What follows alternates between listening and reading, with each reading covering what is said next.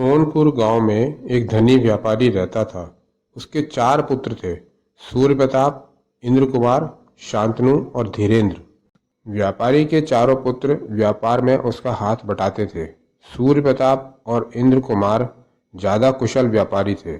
दोनों ज़्यादा मुनाफा के और ज़्यादा बड़े सौदे किया करते थे। वहीं शांतनु और धीरेन्द्र थोड़े कम बुद्धिमान थे। वे अपने दोनों भाइयों जितना कुशल व्यापारी नहीं थे। सूर्य प्रताप और इंद्र कुमार को अपनी बुद्धिमानी और धन का बहुत घमंड था। जब भी वे किसी से बात करते, अपने कमाए हुए धन और स्वयं की प्रशंसा ही करते रहते और लंबी लंबी डींगे भी मारा करते थे। वे दोनों कभी किसी दूसरे की प्रशंसा नहीं सुन पाते थे। किसी को थोड़ा भी आगे बढ़ते देखते तो तुरंत जल भुन जाते। दूसरों को नीचा दिखाना, दूसरों की कमियों का मजाक उड़ाना उन दोनों की आदत थी। वहीं शांतनु और धीरेन्द्र का स्वभाव अपने दोनों बड़े भाइयों से एकदम विपरीत था। दोनों विनम्र, दूसरों का सम्मान करने वाले थे। वे दोनों लोगों की मदद भी करते थे, इसलिए गांव वाले भी उनसे प्रेम करते थे। सूर्य प्रताप और इंद्र कुमार आपस में एक दूसरे से तो ईर्ष्या भाव रखते ही थे। वे शांतनु और धीरेन्द्र को एकदम निरा मूर्ख समझते थे और बात बात पर उनका अपमान करते रहते थे। सूर्य प्रताप और इंद्र कुमार अच्छा धन कमाते थे, इसलिए घर में भी उनका ज़्यादा सम्मान होता था। शांतनु और धीरेन्द्र को भेदभाव वाले इस व्यवहार से दुख तो होता था, परंतु वे कुछ कहते नहीं थे। उस गांव का एक जमींदार था। वह बहुत अच्छा और दयालु प्रकृति का था। उस गांव में एक ब्राह्मण भी रहता था। ब्राह्मण बहुत ज्ञानी और बुद्धिमान था। एक बार गांव में महाजन के घर उसकी पुत्री का विवाह था।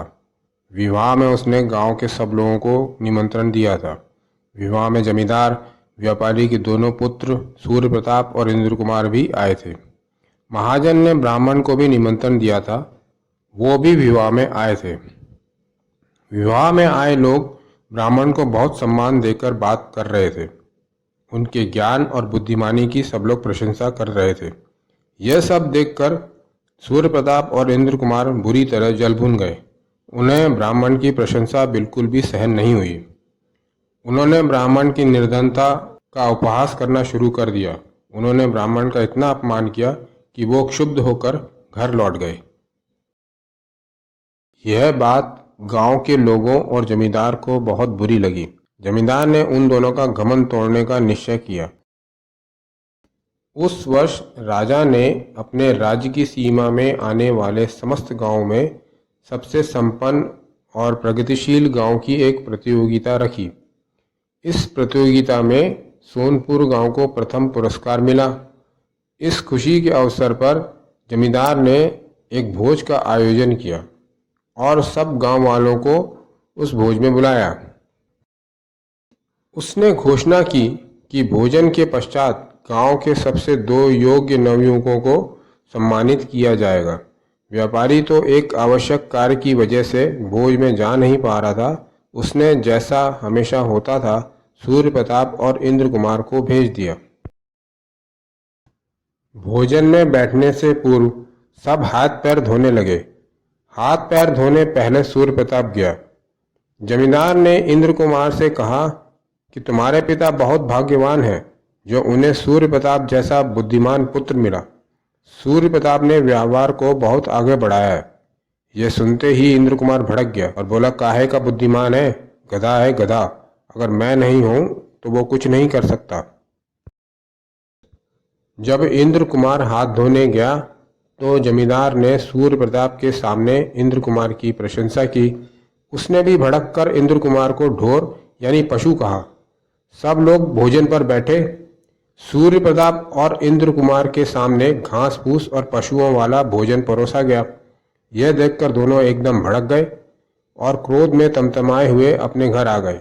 उनके पीछे पीछे जमींदार का नौकर भी आया और बोला, कुछ भूल हो गई है, आप अपने पुत्रों को भेज दीजिए, उनके बिना भोजन आरंभ नहीं होगा।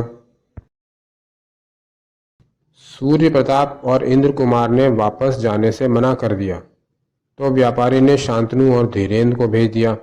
जमींदार ने कहा कि आप एक एक करके हाथ पैर धोकर आ जाइए। पहले शांतनु हाथ धोने गया। जमींदार ने धीरेन्द्र से शांतनु की प्रशंसा की। वो बहुत योग्य और बुद्धिमान है। धीरेन्द्र बोला, आप एकदम ठीक कहते हैं, शांतनु भैया बहुत बुद्धिमान है, मैं तो उनके आगे कुछ भी नहीं हूँ। जब धीरेन्द्र हाथ धोने गया तब जमींदार ने शांतनु के सामने धीरेन्द्र की प्रशंसा की। शांतनु बोला, बिल्कुल सही बात है, धीरेन्द्र बहुत बुद्धिमान है। जमींदार ने उनको भोजन कराया और उनको सबसे योग्य नवयुवक का सम्मान देकर उपहार भी दिए। उपहार लेकर जब दोनों घर पहुंचे तो सूर्य प्रताप और इंद्र कुमार को बहुत क्रोध आया। वे अपने पिता से बोले कि हम इतने बुद्धिमान हैं, फिर भी हमारा अपमान किया गया और इन दोनों का सम्मान किया गया। आपको जमींदार से पूछना ही होगा कि उसने ऐसा क्यों किया। व्यापारी अपने पुत्रों को साथ लेकर जमींदार के यहाँ पहुंचा और उसने पूछा कि उसने ऐसा भेदभाव क्यों किया। जमींदार बोला, मैंने कोई भेदभाव नहीं किया। आपके दोनों बड़े बेटे एक दूसरे को पशु बता रहे थे, इसलिए मैंने इनको पशु जानकर पशु की रुचि का भोजन इनको दिया। जमींदार की बात सुनकर सूर्य प्रताप और इंद्र कुमार का सिर शर्म से झुक गया। उनका सारा घमंड चूर चूर हो गया। व्यापारी को भी अपनी गलती समझ आ गई। इसके बाद उसने अपने बेटों में भेदभाव बंद कर दिया।